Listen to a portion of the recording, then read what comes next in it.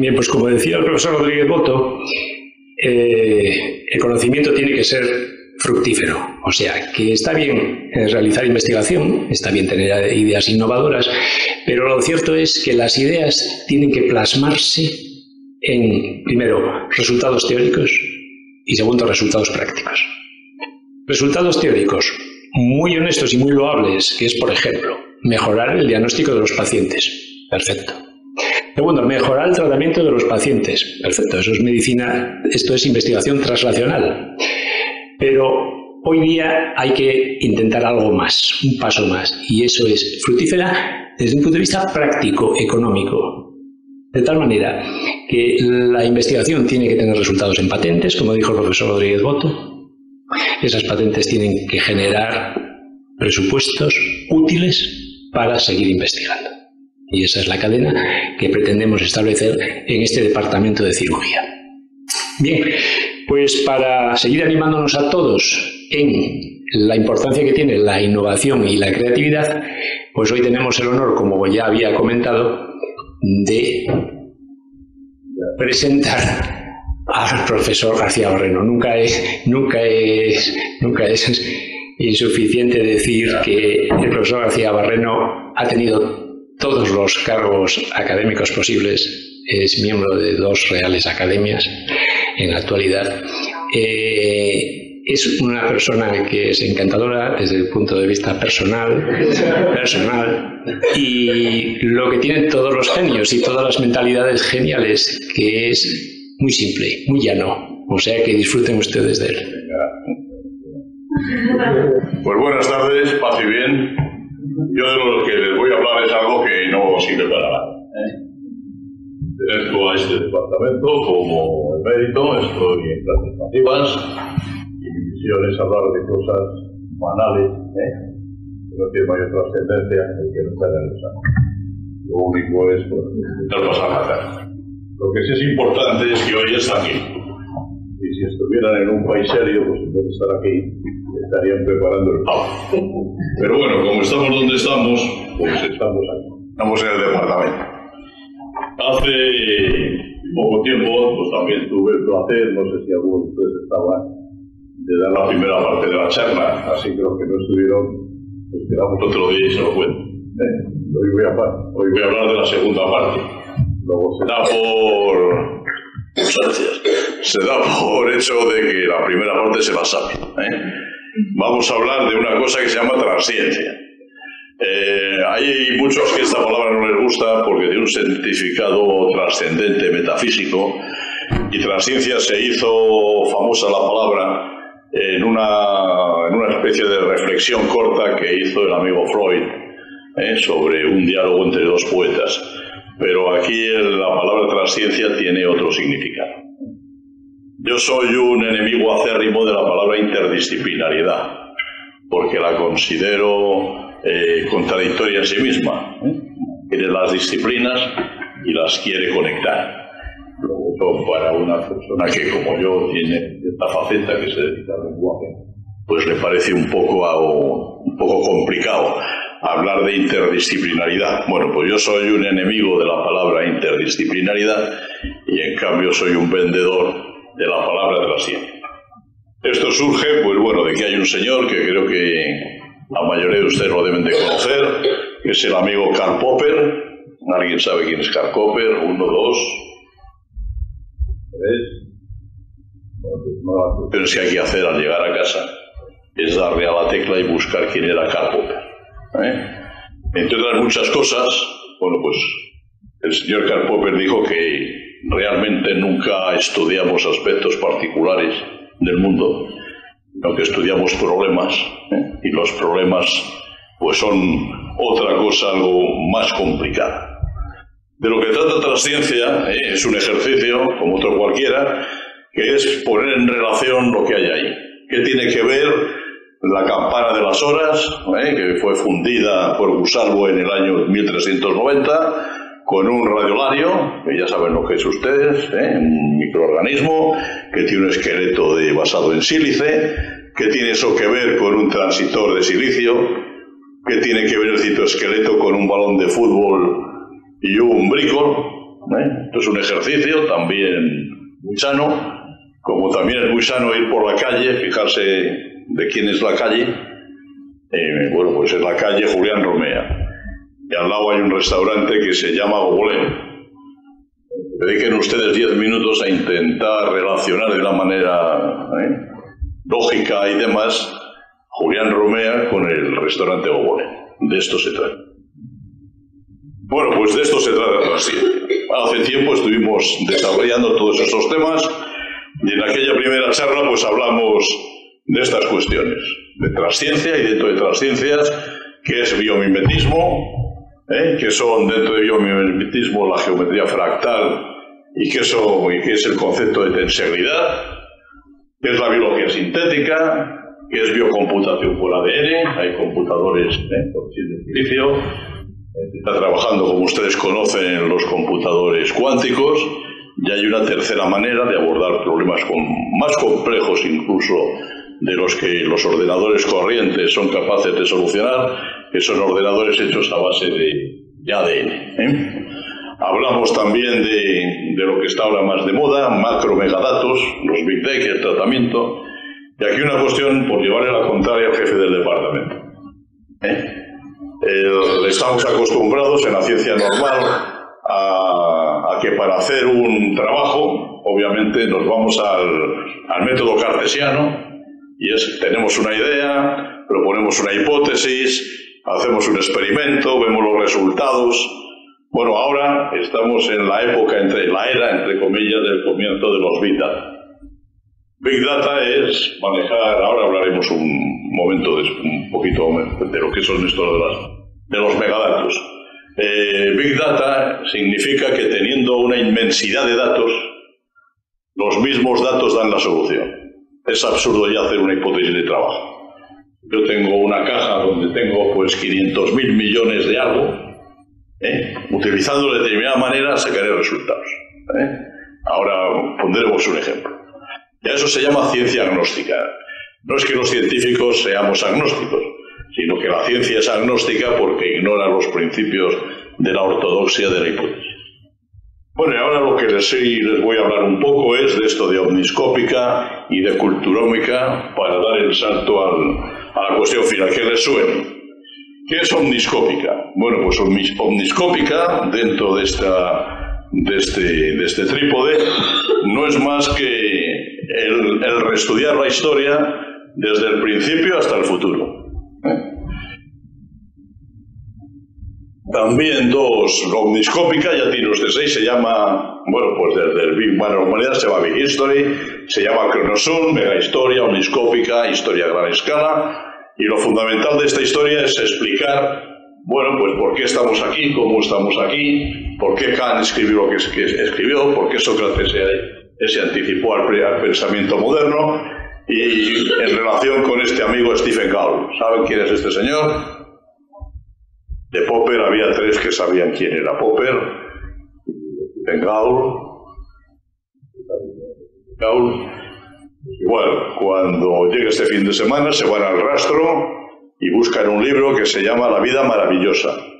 Es un librito, hay una edición de bolsillo muy barata y se la lee.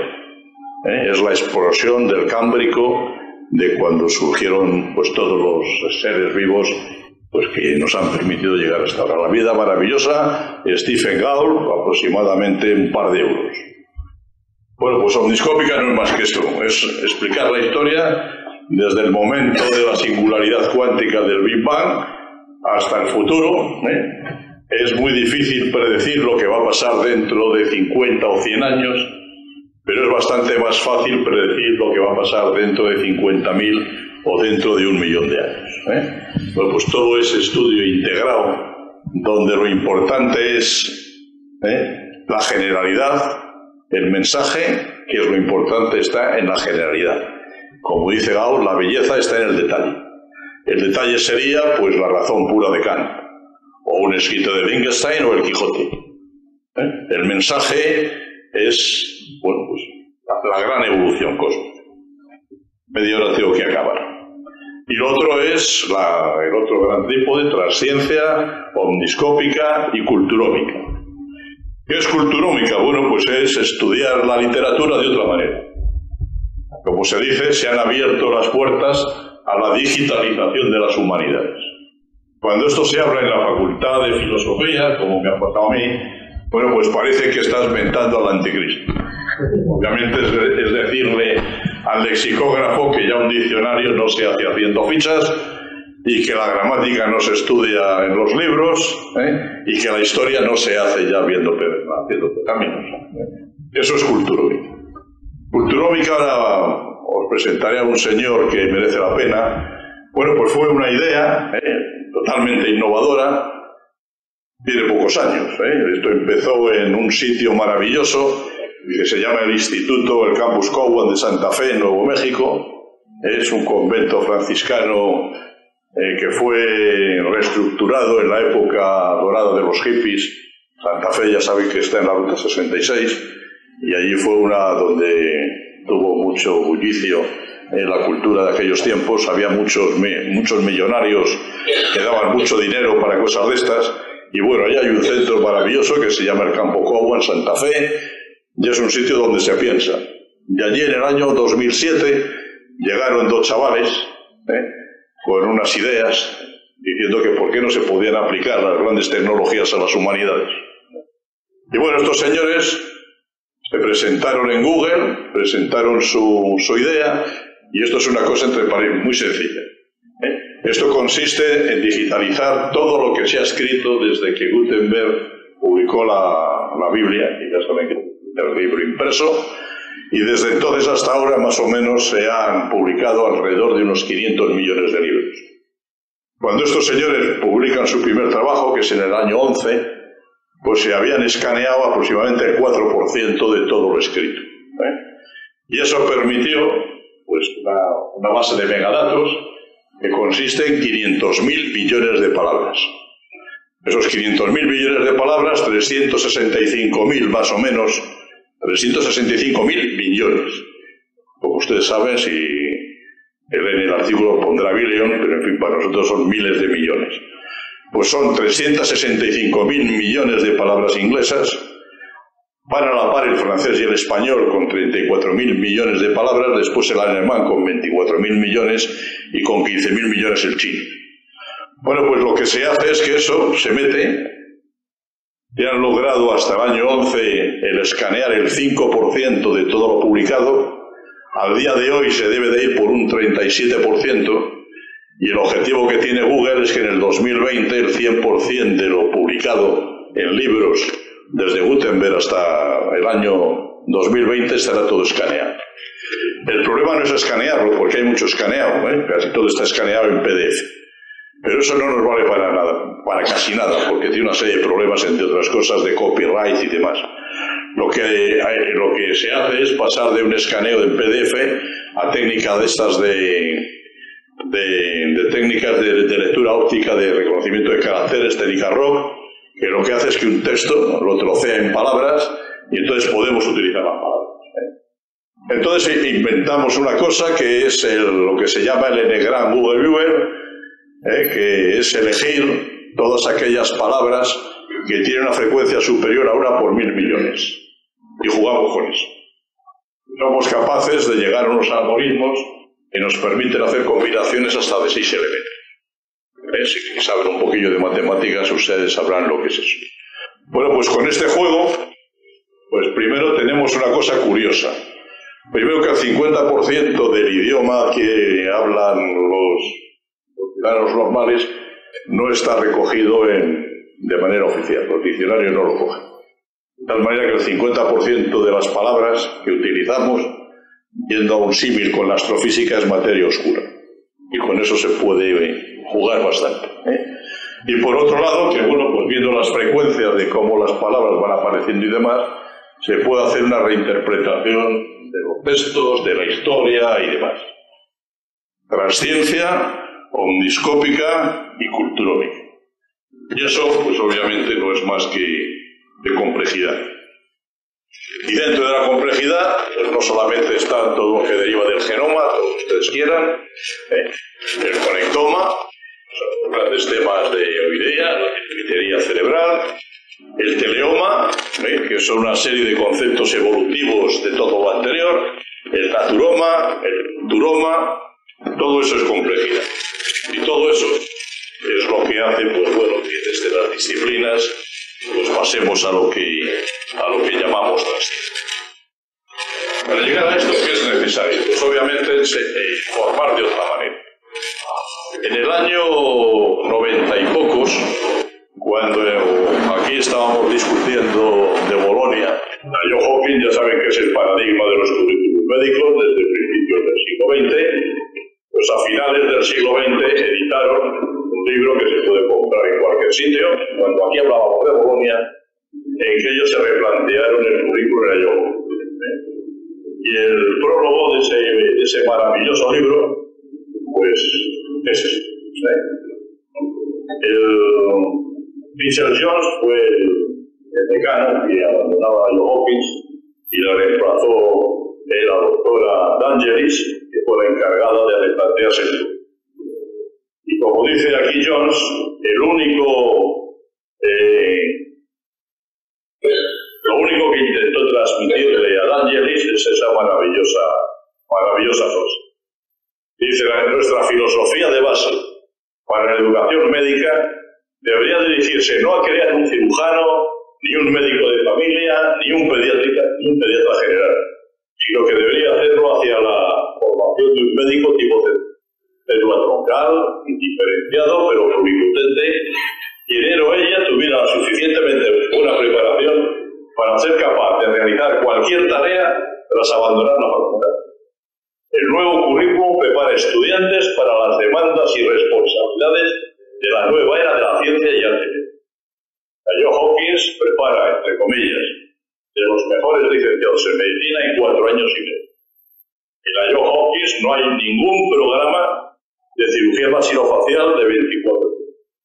En la John Hopkins no hay ningún programa que tenga de cirugía cardíaca 42 temas. En la John Hopkins los alumnos no estudian 50 temas de traumatología.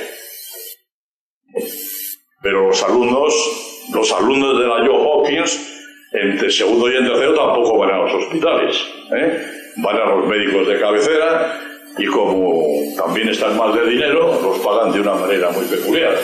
Y es que los alumnos de segundo y de tercero van a las consultas de los médicos de cabecera generalistas y a esos señores la John Hopkins les paga que cuando tienen algún paciente complejo lo pueden llevar al hospital de la John Hopkins y se lo ven gratis.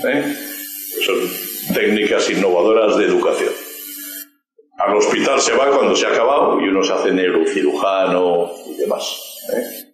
Pero en ninguna universidad de la que nos gustaría estar, venimos para acá, hay 6 años de carrera o 6 años y medio. ¿Y cuántas asignaturas tienen ustedes en el currículum? No sé, 100, ¿no? Bueno, esto es lo primero. Lo segundo, a ver si corremos, hay que empezar a la escuela. Y en la escuela, lo que se llama por ahí es lo que se llama el sistema STEM. Los anglosajones tienen la suerte de que siempre tienen vocablos que son acrónimos de algo, ¿no? STEM, Science, Technology, Engineering and Mathematics. Entonces a la gente hay que formarle en ciencia, en tecnología, ingeniería y en matemáticas. Y además hay que formarle en que sea capaz de leer un texto complejo y lo comprenda. Además tiene que tener nociones de historia de las ideas y debe de saber escribir, hablar y leer bien su lenguaje y además saber defenderse en otras lenguas. Y sin más. Me comentaba el doctor Jaime Eres hace un rato que hace 15 días estuve con mi nieto, Iván, 11 años, tenía examen de ciencias. Y uno de los temas que entra en el examen era el cómo funciona una planta de tratamiento de agua. Supongo yo que un chaval de 11 años y una persona de 45 debe saber que hay un proceso de reciclaje y demás. Me quedé pasmado cuando pregunta de exámenes que en esas plantas de tratamiento hay procesos de decantación primario y secundario y a los 11 años. Y obviamente no estamos incendiando nada, cosa que queda perplejo. Lo primero hay que enseñar desde pequeñitos de otra manera. En Estados Unidos hay un programa que se llama el programa 2061. Se llama 2061 porque pasará el cometa Halley entonces. Y este empezó en el año 1984 cuando pasó el Halley por primera vez. Es un programa 80 años, lleva ya funcionando, hemos celebrado el 27 aniversario el año pasado, y han pasado demócratas y republicanos y a nadie se le ha ocurrido tocar este programa. Nosotros, desde la democracia hasta la fecha, salimos a Ley General de Educación aproximadamente cada 5,2 años. Y el país resiste. Bueno, programa 2061 que se basa en estos procedimientos. Por otra parte, tiene que haber centros ya de otro tipo. El más antiguo y bien conocido aquí del profesor Mayol es el DARPA, que es un departamento de investigación e innovación del Pentágono americano, pero luego ya hay muchos. Bueno, ¿por dónde van las cosas? Las cosas ya no van porque hay una facultad de medicina, ni una facultad de químicas, ni una de biología, van por otro lado. Hay sitios donde la gente piensa y discute. Esto es un ejemplo de un trabajo actual y por ahí van los tiros. Es un trabajo de biología donde se estudia el crecimiento de una planta y bueno, pues ahí hay obviamente un sistema de ecuaciones diferenciales. No se puede estudiar fisiología sin saber ecuaciones diferenciales. No se puede andar por la vida sin saber lo que es una integral.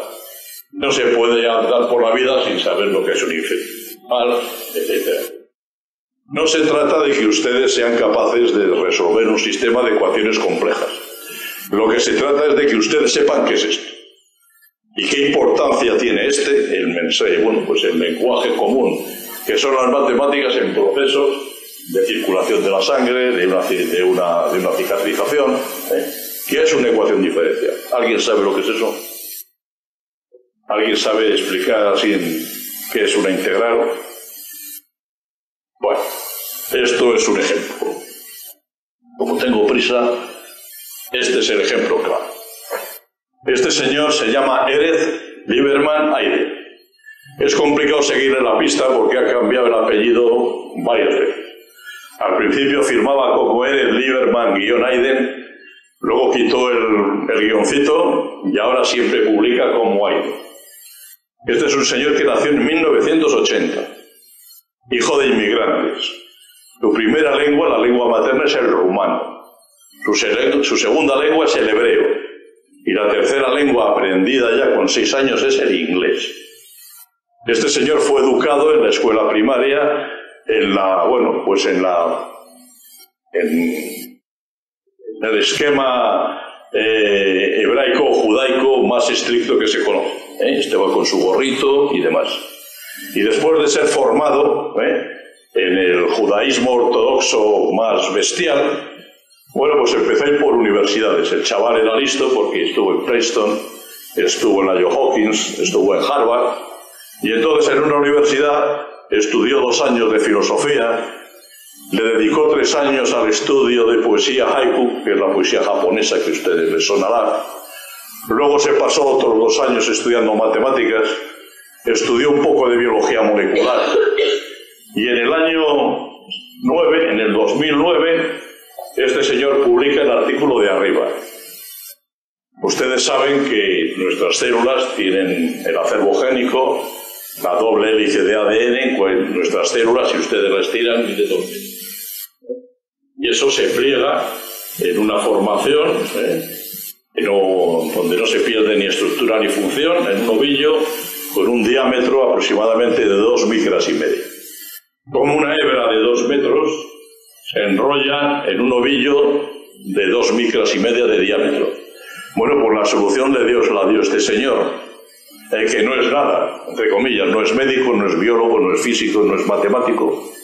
Estudió poesía haiku, estudió filosofía, le dio por la historia del arte, le dio por la lexicografía, estudió matemáticas, y en el año 9 resuelve, mediante técnicas de geometría fractal, cómo se pliega una hebra de 2 metros en un ovillo de 2 micras y medio. Pero es que en el año 11, 2 años después, publica el artículo de abajo, que es donde nace Culturómica. Elías con un francés que andaba por allí, con Jean-Baptiste Michel, y publican análisis cuantitativo de la cultura utilizando millones de libros digitalizados. Bueno, pues este es el amigo Eiden. Por él van los tiros. Lo siguiente es una comparación del Eiden. Vale. Bueno, pues con estos. Estos son los más conocidos. Google, Verypage, Apple, Jobs, Berkshire Bain, Microsoft, Allen Gates. Bueno, pues estos señores es lo mismo. Aquí hay alguno que sí es ingeniero de algo, pero la mayoría no tienen ninguna titulación. Estos transgredieron las fronteras. Eiden las ignoró. Bueno, pues con todo esto, ¿a dónde vamos? Esto es lo que yo explicaba a mis alumnos antes. Yo soy de oficio de enseñar fisiopatología quirúrgica y uno de los temas que tendrán ustedes, bueno, pues es hemorragia, nudos y demás. Bueno, pues esta es mi clase para explicar a los alumnos de medicina que hay que dar obviamente, el dar un nudo no tiene mucha chisma, pero bueno, es nuestro oficio, los que somos cirujanos, lo que se le pide a uno es que no se le desangre a nadie. Pues échese un nudo. Bueno, ¿qué es lo que yo intento transmitir? Obviamente que no se le muera el enfermo de hemorragia, que sería lo último, ni usted un nudo. Pero primero que sepa usted que lo que está haciendo es un nudo que se llama nudo de cirujano o nudo cuadrado. Y que ese nudo cuadrado, detrás de él, hay una teoría matemática bestial. Y entonces, como hay una teoría matemática bestial, cuando usted está dando un nudo, ¿en qué puede pensar? Pues puede pensar en los quipus. Está ahí puesto. ¿Alguien sabe lo que es un quipu? Es el primer ordenador que hubo en la humanidad. Son culturas precolombinas, de la parte de civilizaciones incas, y es un sistema de cálculo y un sistema de captación de datos. Bueno, y además, ¿en qué puede usted pensar? Pues puede usted pensar en el arte romano, ¿no? Obviamente, bueno, pues un mosaico romano. ¿Y qué más puede usted pensar? Pues en el moto de los Reyes Católicos, donde hay un nudo, que además verán ustedes que es un nudo que está partido. Y eso da mucho que pensar, como el moto de los Reyes Católicos, que era la unión, hay un nudo que está partido. Pero tienen ustedes también que pensar en lo que hay arriba. Lo que hay arriba es un donut y una jarra. Y ese es un ejercicio mental de topología. ¿De qué manera la topología, ya saben ustedes que es una rama de la geometría, que consiste en la transformación de figuras, pero sin romper en ningún momento la estructura? ¿De qué manera un donut se puede convertir en una jarra con asta? Problema mental. Se puede hacer con un donut de plastelina. Llegan a casa y el donut lo convierten ustedes en una jarra con asta. Todo eso es matemática pura y dura. Pero es que un nudo es el ADN. Y un nudo, obviamente, si van ustedes a la Alhambra de Granada, todas las filigranas son nudos. Entonces, ¿qué tienen ustedes que hacer después de escuchar esto? Pues que mañana por la mañana, a las 10 de la mañana, en la Facultad de Matemáticas, el profesor Montesinos habla a sus alumnos de teoría de nudos. Entonces, lo que tienen ustedes que hacer mañana por la mañana es, en vez de perder el tiempo en escuchar facturas, se van a matemáticas a escuchar al profesor Montesinos. Y pasado mañana, en vez de ir a clase a escuchar hipertensión intracraneal, se van a la Facultad de Derecho a escuchar a un gran profesor que hay allí, a escucharle una clase de Derecho. Y el martes que viene, en vez de ir a la clase de microbiología, que hay libros para el asunto, pues se van ustedes a la Politécnica, que está aquí al lado, y se van pues, a ver a don Antonio a escucharle una clase sobre energía fotovoltaica. Eso es la universidad. Eso es la universidad. Y lo que tienen ustedes que acostumbrar es a levantar el culo de los asientos, patearse el campus, y buscar lo que de verdad merece la pena encontrar en ese campus. Y lo encontrarán ustedes. Bueno, De lo anterior, y antes ya de acabar, otras cosas porque tengo que largar. Otra de las cosas que tienen que aprender es que nunca se corta un nudo. Cuando reciban ustedes un paquete de regalo y venga un nudo, que no me entere yo que lo corten. Un nudo siempre se deshace. Un nudo nunca se corta. ¿De acuerdo? A pesar de que Alejandro Magno resolvió el problema del nudo gordiano pegándole un hachazo. Nunca se deshace un nudo. Bueno, pues con esto, porque tenía media hora y creo que me he pasado, pues es más o menos lo que les quería transmitir a ustedes. Que piensen que el mundo no se acaba en estas cuatro paredes, el mundo no se acaba en el campus universitario. Hay un moto también muy bonito de la Universidad de Wisconsin, que es el moto de Wisconsin, que su primer presidente dijo que el objetivo de la universidad era el que la universidad entrara en cada uno de los hogares del estado de Wisconsin. La vida es más que la universidad, la vida hay que vivirla. Por supuesto que hay que ganarse la vida porque estamos aquí gracias a por mucho que protestemos, a los impuestos que todos los ciudadanos ponen, y tenemos la obligación con nuestro oficio de devolver lo que la sociedad nos da, y ese es el oficio que dignamente debemos de practicar y con ello ganarnos la vida, pero pongan ustedes sus neuronas a trabajar. Hoy día el conocimiento innovador ha escapado de la universidad clásica. El conocimiento innovador no lo encontrarán ustedes aquí, lo encontrarán fuera. Y lo encontrarán hablando con su colega de matemáticas, háganse amigos, tengan novios, novias o lo que ustedes quieran, en matemáticas, en filosofía, en lo que ustedes quieran. Si es posible, en Holanda o en Nueva Zelanda. Cuanto más lejos, mejor. E inviertan su tiempo en cosas que merecen la pena. Los montesinos, en matemáticas, ir por Estados Unidos y que les dejen entrar ahí en el DARPA echándole cara, fíjese, el pequeño Nicolás. Seguro que ha estado antes que yo en el DARPA, seguro. Y procuren ustedes invertir su tiempo. Pues nada, muchísimas gracias y alguna pregunta habrá. Bueno, otra cosa fundamental. Si la ciencia nos ha valido de algo, es para desterrar de nuestro vocabulario la palabra verdad. La palabra verdad en ciencia no existe. ¿De acuerdo? Hay compromisos, hay acuerdos, pero no hay verdades en nada. No se crea nada. Había otra persona importante, se llama Skinner, que tiene escrito una cosa muy bonita, se llama Walden 2, que es una teoría de educación. Y el Skinner decía eso, no crean verdades eternas, no crean nada inmutable. Experimenten, cambien, cambien y cambien. Las verdades no existen, sean críticos. ¿De acuerdo? Lo que se dice desde esta chisma, bueno, pues siendo generosos podríamos decir que un 49% tendrá sentido. Otro 49% seguro que no lo tiene. Y luego hay 2%... que eso es lo que realmente tiene peso, que es el azar. Pues muchas gracias y ustedes dirán.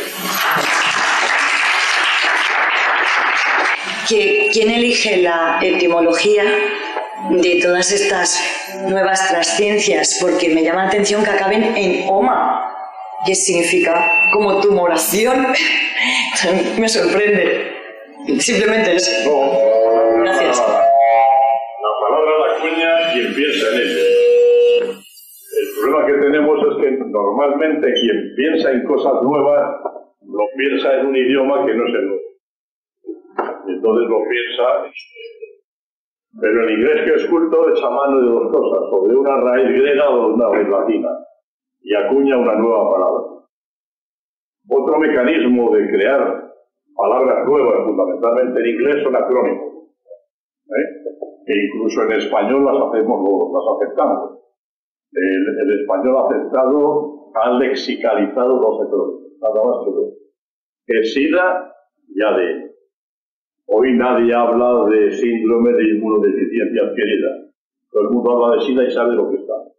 Pero SIDA es un acrónimo. Y cuando un acrónimo se convierte en una palabra común, se dice que hemos lexicalizado algo. ADN es lo mismo. Nadie dice ácido desoxirribonucleico. Todo el mundo dice ADN, incluso el vecino del quinto, que es abogado, sabe de qué estamos hablando. O lexicalizamos acrónimos o echamos mano del latín y del griego, porque el cerebro es, entre comillas, tan corto que aquellos señores que fueron los primeros que pensaron de otra manera ya lo pensaron todo. Que es el problema que tenemos.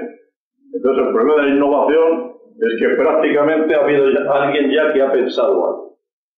En cuestiones normales, pues la belleza, el amor, el odio, todas esas cosas, pues 3 o 4, en la época de Pericles lo pensaron, y desde entonces pues vamos chupando, ¿verdad? Hablando de las palabras, y ya que estamos aquí, pues por ejemplo, desgraciadamente las palabras tienen un gran poder. Últimamente se ha hablado mucho de lo que es un hospital. La idea que yo tengo de un hospital no tiene nada que ver con los hospitales. El problema es que mientras que a alguien no se le ocurra una palabra nueva para referirse a lo que queremos decir, estaremos encorsetados y seguiremos haciendo los hospitales que hacemos. Las palabras son muy poderosas. Y por eso es muy importante crear palabras nuevas. Porque siempre que se crea una palabra es que hay un concepto detrás. ¿Por qué no en logía o en Sofía? Pues porque el primero que lo escribió puso Oma. Y entonces esto es una cuestión de aceptación. ¿Se acuerdan ustedes de la otra famosa palabra que es otra lexicalización? Prión. Prión no es nada, porque ni es un acrónimo inglés, porque el señor que lo escribió cambió de sitio una vocal. Pero en la primera publicación puso prión. Y hemos acabado de decir. El idioma no es de la Academia Española, ni es del Oxford Dictionary, la palabra es de los hablantes. Y las palabras evolucionan de acuerdo con lo que los que hablan las van a. Un fruto de esta ciencia agnóstica de la culturómica, pues sin hipótesis ni nada, lo primero que se ha estudiado a base de este lexicón de 500.000 millones de palabras es la evolución de los verbos ingleses. Ya saben ustedes que en la actualidad el 90% de los verbos ingleses son regulares y solo hay 10 que son irregulares. Y sorprendentemente los irregulares, que son los más malditos, son los que más utilizan. ¿Y eso por qué ha sido así? Pues porque desde que Shakespeare escribió lo que escribió hasta ahora, pues el hablante ha ido cambiando vocales. Es muy bonito el cómo nace la terminación de los verbos regulares ingleses. Y eso no son reglas prescritas, sino que son fruto del uso del lenguaje, que es la herramienta, bueno, pues para El hospital viene de ser hospitalario. Viene de hospicio. Dale. Es el filólogo, aparte una carrera, tengo una filología. Hospital viene de hospitalar a alguien. Y el hospital no se encorseta. Aunque en un momento se llamaron paletudinarium y antes otras cosas, pero el problema es que la palabra tiene muchísimo poder porque es un concepto. Y si queremos cambiar los conceptos, tenemos que buscar palabras. Nada más. Lo han pedido todo. Bueno, le da. ¿Qué entiende usted por hospital? ¿Qué entiendo yo por el hospital? Pues no lo tengo claro. Pero para mí hospital no es un sitio donde una persona se le ofrece 4 palabras. Para mí hospital no es un sitio donde hay trabajo. Para mí hospital no es un sitio donde hay la cocina. Para mí hospital es un sitio donde se va a solucionar un problema y como mucho aunque le hayan trasplantado un corazón, está 3 días. Y una vez que el paciente puede tomar un zotical, y puede hacer así, se va a otro. Vamos a llamarle, pues, el hospital no es un sitio que tenga 1000 camas, y hay sitios por ahí, con la bolsa y con la... Eso está en otro sitio. Aunque no más que sea por cuestiones de economía. El hecho de que usted con un catarro vaya al hospital clínico y tiene que ir al ambulatorio, significa que en vez de costarle al aéreo público de cero, le cuesta dinero. En mi época, en el hospital donde yo estaba, daba igual que hicieran un trasplante de hígado, que le curaran un catarro, porque aquello valía 55.000 pelas, o que fuera. El hospital creo que es otra cosa. El hospital es un sitio de alta tecnología, porque obviamente gracias al avance tecnológico pues cada vez hay más posibilidades, pero eso yo creo que se debe hacer en sitios muy diferentes. Yo no consigo que en Madrid pueda haber sitios hospitales haciendo trasplantes capilares. No lo creo. Desde el hospital, pues, no sé lo que es. Lo que estoy convencido es que no es lo que tenemos. Un hospital no es el clínico, ni es el Gregorio Marañón, ni es el 12 de octubre. Debería de ser otra cosa. Más luego cuando ya saben ustedes que hay ya marcas, pues que hay un camión donde hay una resonancia ya de 4 Teslas que se desplaza al pueblo del condado para hacer una exploración. Donde ya existen quirófanos de alta tecnología móviles, donde volviendo entre comillas a época de nuestros abuelos, donde las hernias se operaban en la cocina, pues ahora va un camión, va un quirófano donde ustedes pueden hacer un trasplante de riñón en la mitad del campo. Hay cosas que no se pueden hacer ahí, pero están estos. Y de usted depende el que sigamos en donde estamos o intentar dar un pasito de más. Más cuestiones. Porque usted lo va a hacer. Lo único que se gaste en unos cuantos euros es comprarse la vida maravillosa de Gauss de años. Y si pueden, se compran algo de Popper, cualquier cosa, y se lo ven.